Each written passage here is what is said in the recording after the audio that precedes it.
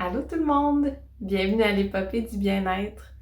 Aujourd'hui, c'est un peu différent. En fait, c'est l'outil du vendredi. Donc, c'est une petite capsule, une courte capsule qui vous donne, en fond, soit une métaphore, un outil, une stratégie, un exercice qui est en lien avec le bien-être ou la santé mentale. Donc, un peu différent là, des épisodes habituels. Et aujourd'hui, on parle de prendre la perspective par rapport à nos pensées, donc la diffusion qu'on appelle avec la thérapie d'acceptation et d'engagement. J'en ai déjà parlé là, dans l'épisode sur le dictateur interne, donc si vous voulez plus d'informations, c'est là-dessus que vous allez le trouver. Aujourd'hui, la métaphore que je vous propose, c'est avec l'émission, la télésérie Lucifer. Donc, pour ceux qui ne l'ont pas vu, c'est pas un problème. Et pour ceux qui n'auraient pas vu la dernière saison puis vous voulez pas de punch, il y a un mini punch dans la capsule, mais c'est vraiment pas grand-chose. Donc, allez le voir si vous voulez vraiment aucun punch. Sinon, vous pouvez continuer à l'écouter.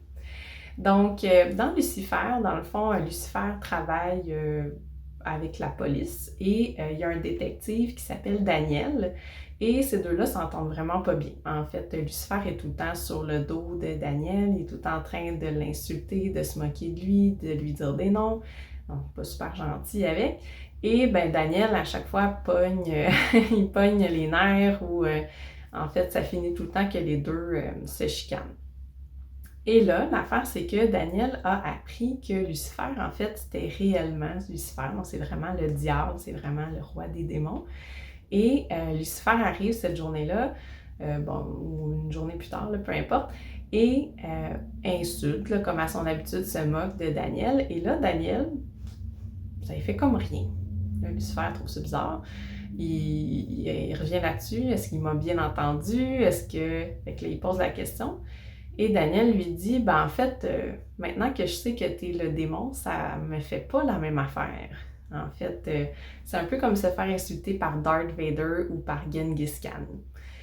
Et en fait, ce qu'il est en train de dire, c'est que vu qu'il sait maintenant que Lucifer, c'est réellement le diable, c'est réellement un vilain, ben qu'il dise des vilaines choses puis qu'il soit pas fin, c'est juste comme normal. Ça accroche pas autant que ça accrochait avant. Donc, si je transpose ça à notre cerveau, à nos pensées, je suis pas en train de dire que notre cerveau, c'est un vilain, puis il faut comprendre que tout ce qu'il dit, c'est des vilainies. Notre cerveau est très cool à plein de moments, il nous sert vraiment à plein de choses, et il y a ces petites particularités où il nous dit des choses comme on n'est pas assez bon, on n'est pas assez beau, on n'est pas assez fin, tout le range là, de pas assez.